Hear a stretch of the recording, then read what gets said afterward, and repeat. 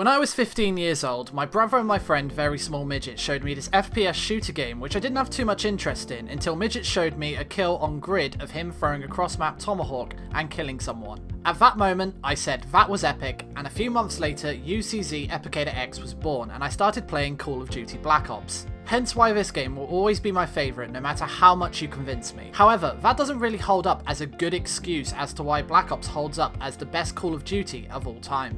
So I made a list, checked it twice, and no, wait, that's Christmas. I wrote down all the reasons why Black Ops is GOATed, and I picked the top 10 reasons. Just to remember, this is my opinion, so before anyone out there say these options are cap, they're the opinion of one person trying to fight depression in a national lockdown. So without further ado, I'm Epic, but you can call me Dan, and here are 10 reasons why Black Ops is the best Call of Duty of all time. And if you're new to my channel, please hit that subscribe button. I'm thinking of doing more of these, and if you like, please show your support as it really motivates me to make more. Okay, anyway, on with the video. Number 10. RCXD Holes. For those of you who didn't play Call of Duty Black Ops, this entry will seem odd as in every nuke town there's a little hole on either side of a map big enough for an RCXD to fit into. This remote control car laced with explosives can travel around the outside of a map over a ramp into the enemy spawn and take out the opposition from behind. In Call of Duty Black Ops, the majority of maps had them, maps such as Grid, Hanoi, Radiation, WMD, and many more. What was unique is that these RCXD holes would go up into camper-heavy areas and protect your toy car from easy explosion, whilst granting you the ability to get a sneaky kill on an unsuspecting camper. These were a tool that not only benefited the car, but also added an extra element to the game. Something like this is so genius that it hasn't featured on any Treyarch Call of Duty since, apart from Nuketown remakes, and that's incredible to think. Number 9. The weapons. As we've seen from newer Call of Duty titles, weapon balancing is more important as you need to make sure that each weapon is unique in its own right and caters to the chosen playstyle. Not much more can be said other than the Black Ops weapons were perfectly balanced. I can already see a lot of you typing about how the AK or the FAMAS were the meta back then, but if you really played the game, then you'd know that you could be taken out by almost anything. People used Galils, Commandos, HK-21s, L96A1s, RPKs, even the Enfield occasionally showed up. For any Modern Warfare players, the Enfield was effectively the Scar H of Black Ops, but people still used it to great effect. Number 8. The contracts. You can have those days where, God knows why, you're really deflated looking at all the guns in game mode, scratching your head thinking, what on earth could I do to have fun?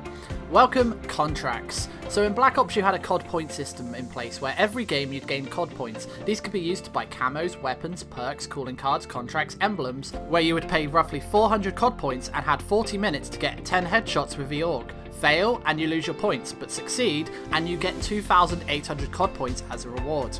These were super fun and unlike current XP tokens only measured the 40 minutes over game time played rather than time overall. Therefore you had time to relax after a dull game, focus up, then complete the contract with ease. It was the first Call of Duty to do contracts, and even though newer COD titles have contracts with terrible stickers or calling cards on offer, no Call of Duty sold the contract offer more than Black Ops. Number 7. The Inactive Grenade Launcher Glitch. On Modern Warfare 2, players found spots in which you could shoot a grenade launcher off the spawn and take out enemies early on. At the start of Black Ops this was possible, and given the negative response this had in Modern Warfare 2, Treyarch decided to make the grenade launchers inactive for the first 8 seconds apart from S&D where they were inactive for the first 13 seconds. What they didn't realise is that this caused the grenade to leave the barrel at extreme velocity and bounce around the map, and if a player was to get hit it would cause instant death.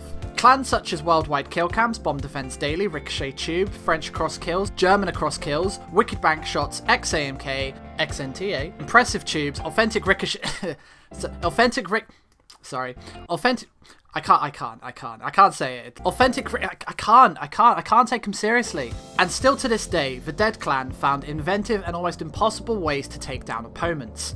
If you want to look these up, there are links in the description. This art form became tubing, not noob tubing, and just became the funniest way to get kills in this game.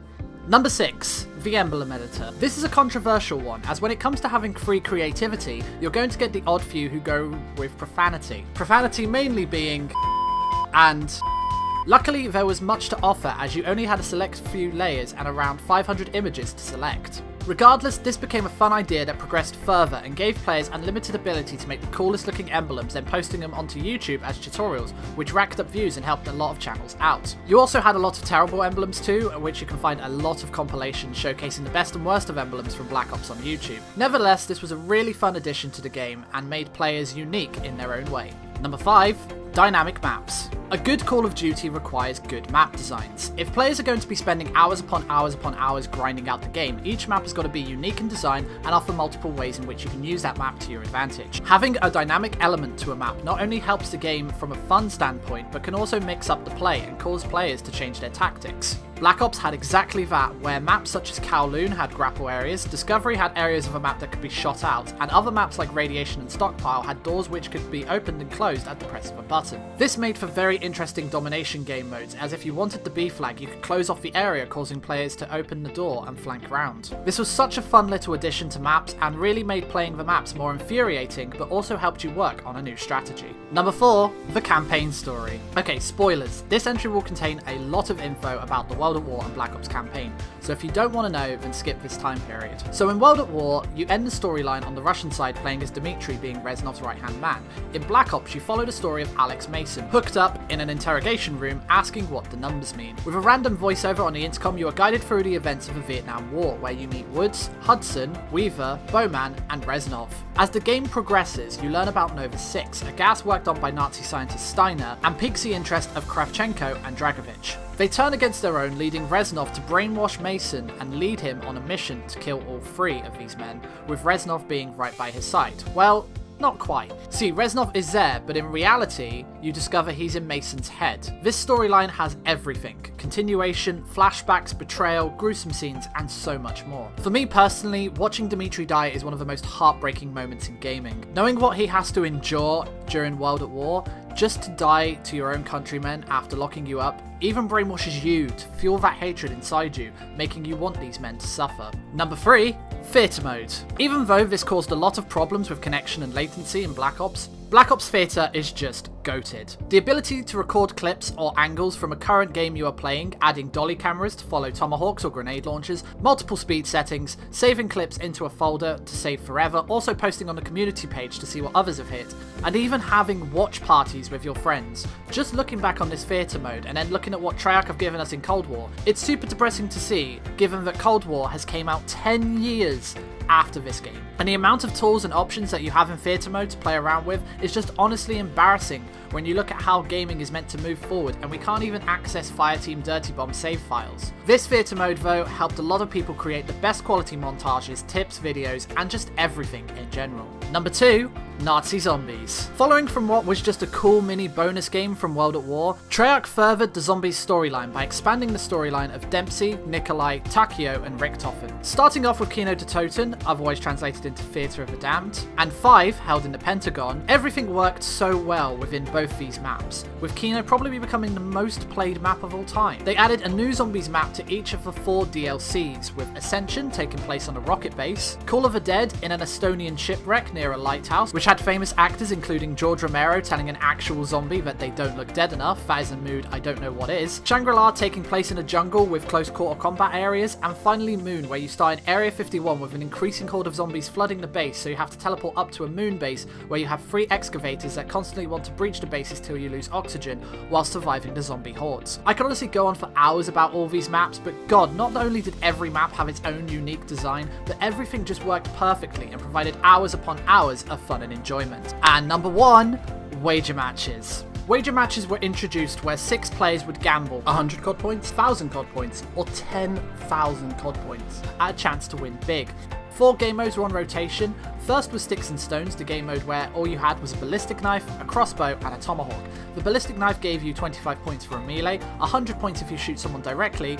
The crossbow also awarded you 100 points, but the real wild card was the tomahawk, as hitting a player with a tomahawk not only gave you 10 points, but would bankrupt the player, taking away all their points. Next off, we have Gun Game. Gun Game is a first to 20 kills game with a twist that everyone starts off with the same weapon, but as you kill a player with weapon 1, you move on to the second weapon, then the third, the fourth, the fifth, and so on until you reach the ballistic knife. Everyone has the same weapon rotation, and not only that, but if you manage to melee kill a player, or if a player makes a mistake, they get moved back one weapon, thus meaning they have to get another kill with the same weapon in order to move forward. The third game mode was One in the Chamber, where accuracy was key. You start off with a 1911 pistol with 1 bullet in sight and 3 lives. If you shot an enemy, you gained 100 points, with an extra bullet, but if you missed your shot, then you better run, squirrel, as you now have to knife your opponent who may or may not have a loaded gun. Every time a player lost all 3 lives, you were granted a 10-point survivor bonus too, giving people who ended on the same amount of kills an extra 10 points for staying alive longer, meaning therefore you would have the advantage. Finally, Sharpshooter, the game mode where you all start with the same class loadout and random attachments on the weapon. Each kill would grant you 100 points plus a perk. The first perk was Sleight of Hand Pro,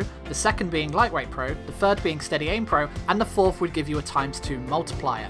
These games lasted 5 minutes and 15 seconds with a weapon rotation every 45 seconds, meaning you'd be given 7 different loadouts, and in the final 45 seconds you had a ×2 power up, that meant if you had a 4 kill streak, then you'd be getting 400 points per kill, or 100 points if you were knifing. So you had every opportunity to catch up and take out your enemies. All these game modes have been replicated in future titles, but the COD point wager nature of this, plus the split-second changes that these games could offer, plus the minimap area of larger maps just worked so fluently in Black Ops and made this game an instant classic. So those are the 10 reasons why I believe Black Ops is the best Call of Duty of all time. Do you agree or disagree? Let me know down below, and if you're new to my channel, I please recommend you hit that subscribe button, because I want to do more of these videos while I have a chance in lockdown, and if I get enough support behind them, then I'm more than happy to do a lot of these. I've got a lot of these in mind.